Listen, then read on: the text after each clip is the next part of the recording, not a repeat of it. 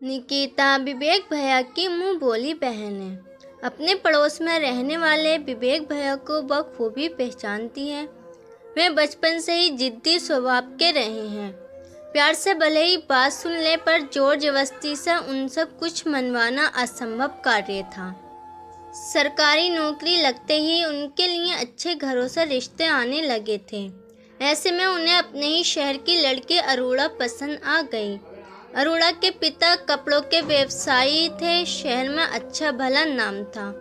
उनके दो भाइयों की अकेली बहन अरोड़ा परिवार की राज दुलारी थी।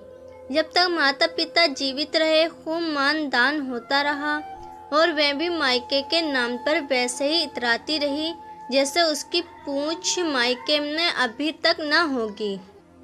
6 महीने पहले जब पिताजी गुजरे तो जैसे उसकी दुनिया ही लुट गई। बस इसी दर्ज पर वह पिता के घर को ही अपना घर मानती रही।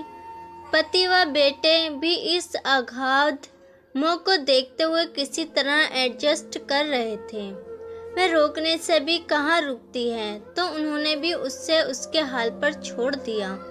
पिता के जाने का गम माँ से सहा न गया तो पिछले माह उन्होंने भी दम तोड़ दिया। अब वह बदहवास सी वहीं रहने लगी, किसी हाल में घर आना ही नहीं चाहती। उसका अपने घर के प्रति प्रेम को देखते हुए विवेक भैया भी ऊब चुके थे। आना जाना और वापस बुलाना ही छोड़ दिया। इसके बाद से वह अपने लोगों की आंखों में खटकने लगी। कब जाएगी ये, जब तक माँ बाप थे समझ में आता था।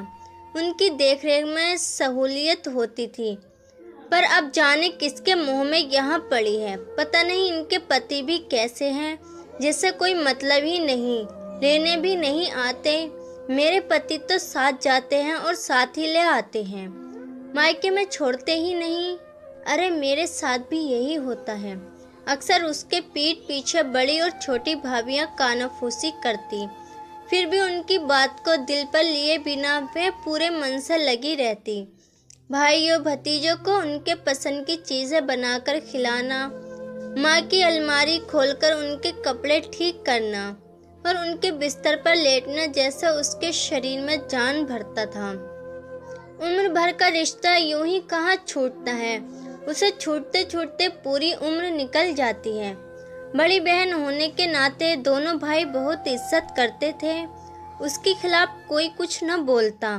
शायद यही कारण था कि उसका मुंह टूटता ही नहीं था। भाभियों का क्या था, उन्हें तो 24 घंटे मुफ्त की नौकरानी मिल गई थी, जबकि पैसों के आगे भी काम संभालने वाले नसीब से मिलते हैं। सब भाप चुके थे कि ना तो वह ससुराल जा रही है और ना ही कोई बुलाने आ रहा है। अब वे जब तक घर के सारे काम करुणा पर छोड़कर बाहर जाने लगी, बच्चे भी स्कूल से आकर उससे ही खाना मांगते। उनकी माएँ कभी कुछ तो कभी कुछ और कहकर बाजार, सिनेमा या सहेलियों के पास चली जाती। जिस रोज कोई और कार्यक्रम न बनता तो दुकान पर जाकर अपने पतियों के कान भर आती। अब करुणा खुशी की वजह ना होकर बोझ बन चुकी है। अपने भाइयों के स्नेह पर घमंड करती बहन से अब सगे भाई भी कतराने लगे। तब उसे अफसोस होने लगा। सोचने लगी कि काश इतना मोह अपने घर परिवार से किया होता तो कम से कम सम्मान तो पाती। आज ना तो मायका हाथ में था और ना ही ससुराल। उसने निकिता को फ़ोन किया।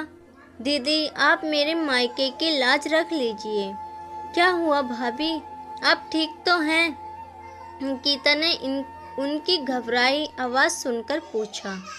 अभी तक तो ठीक हूँ, पर आगे का कुछ पता नहीं। आप ऐसी बातें क्यों कर रही हैं? ज़रा खुलकर बताइए कि क्या बात है, निकिता ने पूछा, जबकि उसे पता था कि करुणा भाभी विवेक भैया से झगड़कर महीनों से अपने मायके में जा बैठी हैं। मैंने तो पहले ही कहा था भाभी कि माँ बाप का घर 4 दिन की चांदनी है, असली घर तो पति का होता है। पर आपको तो मायके का बहुत घमंड था, निकिता ने कहा। घमंड नहीं, मोह था दीदी। अब वह भी भंग हो गया है। विवेक से लड़कर यहाँ आई थी, अब अगर खुद से लौटी तो वह सारी उम्र जली कटी सुनाएंगे। अगर अभी यहाँ से न निकली तो वापस कभी नहीं आ पाऊंगी, यही काम कर करके मर जाऊंगी। अच्छा भाभी, मैं कुछ करती हूँ, कहकर निकिता ने फ़ोन रख दिया। घर की लक्ष्मी घर में ही अच्छी लगती है। विवेक भैया, आप भाभी को ले आइए, सुबह सुबह आंटी से टिफ़िन बनाना होता नहीं है। आखिर बच्चे कितने दिनों तक बाहर का खाना खाएंगे। उसने समझा बुझाकर विवेक भैया को करुणा भाभी को मायके से वापस लाने के लिए भेजा। जब वह आई तो उन्हें देखकर दिल धक से रह गया। आंखें अंदर तक धंस गई थीं, चेहरे की हड्डियां निकल आई थीं।